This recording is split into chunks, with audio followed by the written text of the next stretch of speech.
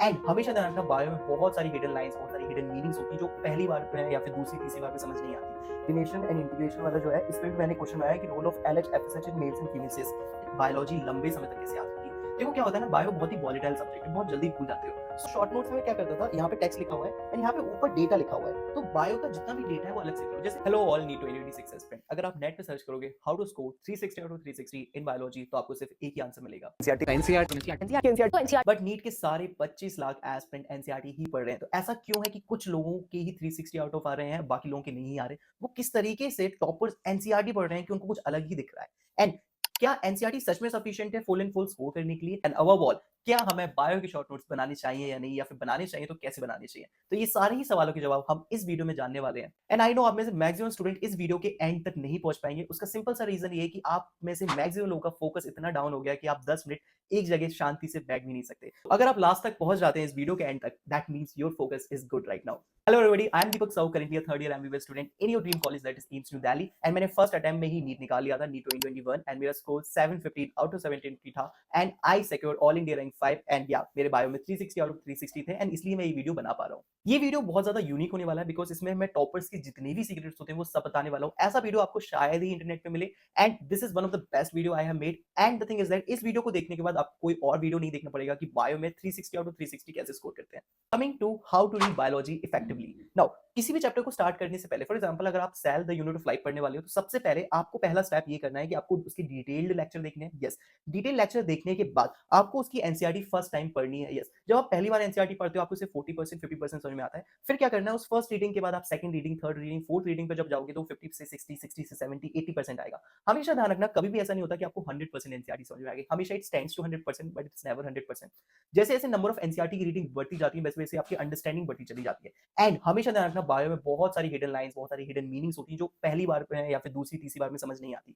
इसलिए मैं यूज करता था क्वेश्चन फ्रेमिंग मेथड। यस, मैंने बायो के हर चैप्टर से खुद के क्वेश्चंस बनाए। Late me show you, this is my NCERT जिससे मैंने नीट निकाला है। इसकी हालत थोड़ी सी खराब हो गई है, सो कोई बात नहीं, बट इसमें एटलीस्ट अभी भी टेक्स्ट दिख रहा है। सो जैसे लिविंग वर्ल्ड है, so as you can see जैसे लिविंग वर्ल्ड है, तो जहां पे चैप्टर स्टार्ट हुआ मैंने 3 4 5 बार पढ़ने के बाद मैंने खुद के क्वेश्चंस बनाना स्टार्ट किया। एज यू कैन सी मैंने बहुत डिटेल में हर लाइन हर पैराग्राफ से टफ क्वेश्चन बनाने की कोशिश की है। एंड मैं ऐसा इसलिए करता था कि मैं सोचता था मैं एग्जामिनर से भी ज्यादा टफ क्वेश्चंस बनाऊं, अच्छे क्वेश्चंस बनाऊं, एंड इससे मैं चीजों को रिवाइज करता था। मैं आपको एक एग्जांपल के थ्रू समझाता हूं। जैसे ये जो चैप्टर 6 है, एनाटॉमी ऑफ फ्लावरिंग प्लांट, तो यहाँ पे मैंने क्वेश्चन बनाया हुआ है, what basis sclerenchyma is divided, यानी कि जो स्क्लेरेन्काइमा टिश्यू है उसको किस बेसिस पे डिवाइड किया। अब इसका आंसर आपको मिलेगा जब आप स्क्लेरेन्काइमा पढ़ोगे। सो यहाँ पे लिखा हुआ है कि on the basis of variation in form, structure, origin and development के बेसिस पे स्क्लेरेन्काइमा को 2 पार्ट्स में डिवाइड किया है, एक फाइबर्स होते हैं और दूसरे स्क्लेराइड्स होते हैं। सो द थिंग इज दैट अगर आपके नीट में क्वेश्चन आता है कि स्क्लेरेन्काइमा किस बेसिस पे डिवाइड किया, option A, option B, option C, option D में ऑल ऑफ दीस है, तो इसका आंसर ऑल ऑफ दीस होगा। सो वही बात है, अगर आप क्वेश्चन फ्रेम नहीं करोगे तो आप बस सिंपली इस लाइन को रीड करके चले जाओगे, आपके दिमाग में आएगा ही नहीं कि इस लाइन से किस टाइप का क्वेश्चन बन सकता है। सो इसलिए आपको इस तरीके से काम करना है। इसी तरीके से मैंने सारे चैप्टर्स के जो स्टार्टिंग में जो हेडर होता है ना, उस पर मैंने बहुत सारे बनाए। तो इसी तरीके से ये केमिकल कोऑर्डिनेशन एंड इंटीग्रेशन वाला जो है, इसमें भी मैंने क्वेश्चन बनाया कि role of LH FSH in males and females. LH का रोल मेल और फीमेल में अलग है, एफएसएच का रोल मेल और फीमेल में अलग है। ये दोनों हार्मोन्स आपका एमबीबीएस तक पीछा नहीं छोड़ेंगे, तो आपको ये एक्जैक्टली पता होना चाहिए कि उनके एक्चुअल रोल क्या है। तो जब आप एक बार क्वेश्चन बना लेते हो तो आपको रहता है कि हाँ मैंने इस टाइप का क्वेश्चन बनाया था, तो मुझे इसका आंसर पता होना चाहिए। क्वेश्चन फ्रेम करना is one of the best technique जिससे आप रिवीजन कर सकते हो। जब भी आपको वो चैप्टर वाइज करना हो, बस उन क्वेश्चंस को रीड करो, उनके आंसर सोचने की कोशिश करो कि उस क्वेश्चन का आंसर क्या होगा। मैं आपसे एक सवाल पूछता हूँ, how curly top virus spread across a plant. आपको लगेगा ये आउट ऑफ एनसीईआरटी क्वेश्चन है, बट ये आउट ऑफ एनसीईआरटी क्वेश्चन नहीं है। Let me show you. So जब भी कोई यूनिट स्टार्ट होती है उसके पहले एक साइंटिस्ट की बायोग्राफी दी रहती है, एंड जब आप ये मॉर्फोलॉजी वाली यूनिट स्टार्ट करोगे तो इसमें आपको कैथरीन इसाओ की बायोग्राफी मिलेगी। तो इस वाली बायोग्राफी में ये वाला एक लाइन लिखा हुआ है कि curly top virus spread through plant विया फूड कंडक्टिंग और फ्लोएम टिश्यू के थ्रू होता है। तो यहाँ पे मैंने उससे भी रिलेटेड एक क्वेश्चन बनाया कि how curly top virus spread through plant. इसलिए मुझे ये वाली लाइन याद थी बिकॉज मैंने इसका क्वेश्चन बनाया था। एंड आपको भी किसी भी साइंटिस्ट की बायोग्राफी मिस नहीं करनी है। क्या एनसीईआरटी सच में सफिशिएंट है जिससे आपकी 360 आउट ऑफ 360 आ जाए? इसका आंसर है no. The thing is that अगर एक बच्चा सिर्फ एनसीईआरटी पढ़ रहा है और वो बस पढ़ता जा रहा है तो उसकी 360 और 360 नहीं आएंगे। इसका सिंपल सा रीजन है कि एनसीईआरटी को पढ़ने के साथ साथ क्वेश्चन प्रैक्टिस भी मायने रखती है। सो एनसीईआरटी पढ़ना, एनसीईआरटी बेस्ड क्वेश्चन लगाने से ही आपके फुल एंड फुल आने वाले हैं। एंड अच्छे एनसीईआरटी बेस्ड क्वेश्चन प्रैक्टिस के लिए आप मेरी वेबसाइट asims.com से बरदान बायोलॉजी वाला जो क्वेश्चन बैंक है वो ले सकते हो। इसमें हमने हर चैप्टर को सेट्स में डिवाइड किया हुआ है ताकि आप सिस्टमैटिकली प्रैक्टिस कर सकें।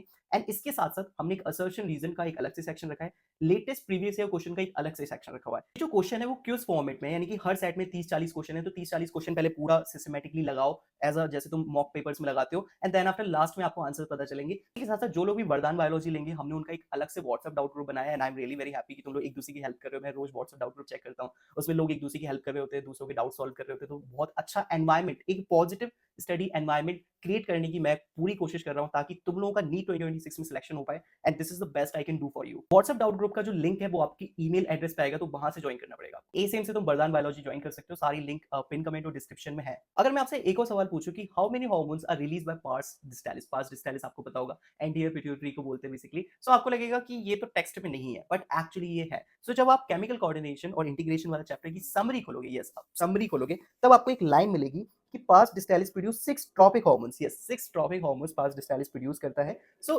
द थिंग इज दैट इसी तरीके से समरी में भी क्या होता है ना, कभी-कभी कुछ लाइनें अलग होती हैं ओरिजिनल टेक्स्ट से, तो वो भी आपको पता होना चाहिए। उसी तरीके से आप ह्यूमन रिप्रोडक्शन वाली समरी पढ़ोगे तो उसमें कुछ लाइनें आपको अलग मिलेंगी।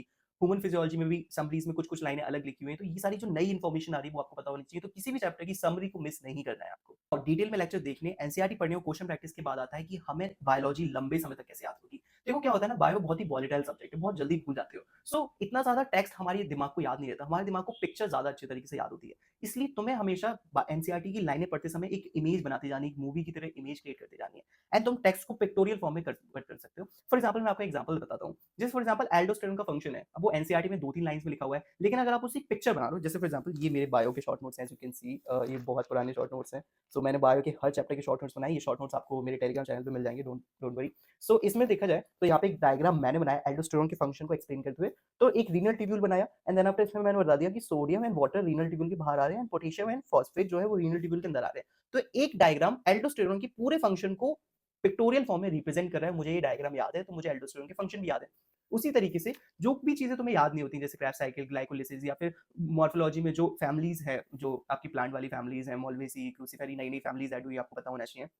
उन सबके जो टेबल्स हैं वो आपकी वॉल पे चिपके हुए होने चाहिए। यस, यानी कि जो आपकी स्टडी स्पेस है वो वेल ऑर्गेनाइज्ड होनी चाहिए, सामने आपकी याद वाली चीज होनी चाहिए। बायोमोलिक्यूल जब आप चैप्टर खोलोगे तो उसमें क्या होता है ना, बहुत सारी टेबल्स हैं कि लेट मी शो यू।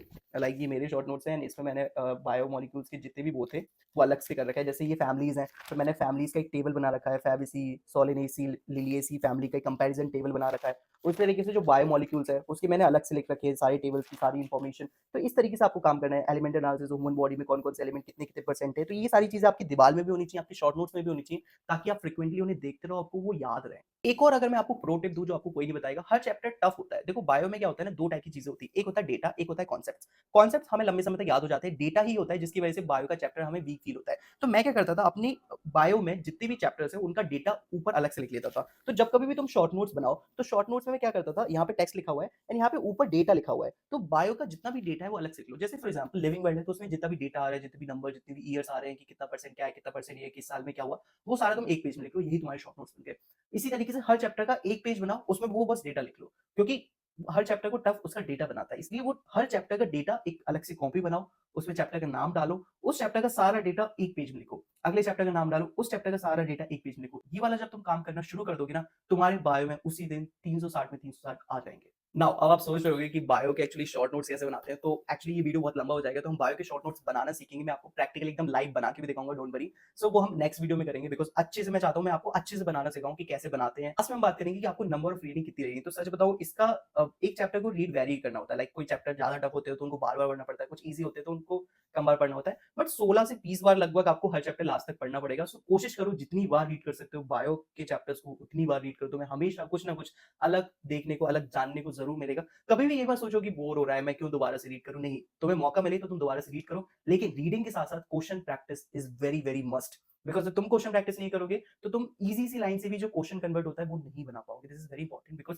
बहुत ट्रिकी ट्रिकी क्वेश्चन आ गए ना तो तुम नहीं बना पाओगे। तो तुम्हें क्वेश्चन प्रैक्टिस करनी पड़ेगी। क्वेश्चन प्रैक्टिस कहाँ से करनी है, तुम ए सेम से वरदान बायोलॉजी ले सकते हो। सो सारी लिंक्स और डिस्क्रिप्शन पिन कमेंट में है ही। सो अगर तुमने बायो की अभी तक प्रैक्टिस ढंग से स्टार्ट नहीं की है तो प्लीज जाओ, एनसीईआरटी पढ़ो, क्वेश्चन प्रैक्टिस करो, रेगुलर बेसिस पर करो, बिकॉज बायो बहुत वॉलेटाइल सब्जेक्ट है, बहुत मेहनत मांगता है। कॉन्स्टेंटली आपको एफर्ट्स डालने पड़ेंगे चीजों को याद करने में एंड तभी जाके आपको 360 में 360 आएंगे। आई होप सो कि आपको ये वीडियो काफी यूजफुल रहा होगा। मैंने बहुत सारी कोशिश की है कि इस वीडियो में मैं जितने अच्छे से समझा पाऊँ, शॉर्ट नोट्स के रिगार्डिंग, क्वेश्चन प्रैक्टिस के रिगार्डिंग, किसी भी चीज को कैसे याद करना है। सो मैंने काफी मेहनत की इस वीडियो को बनाने में। सो आई होप सो कि तुम्हें पसंद आई होगी एंड तुमने कुछ नया सीखा होगा। तो सीखना इंपॉर्टेंट है और जाके अप्लाई करना और भी ज्यादा इंपॉर्टेंट है। तो जाओ, जाके आज जो कुछ भी बताया है वो सारी चीजें अप्लाई करो। हम आपसे मिलते हैं अगली ऐसी ही यूजफुल वीडियो में, जब तक के लिए।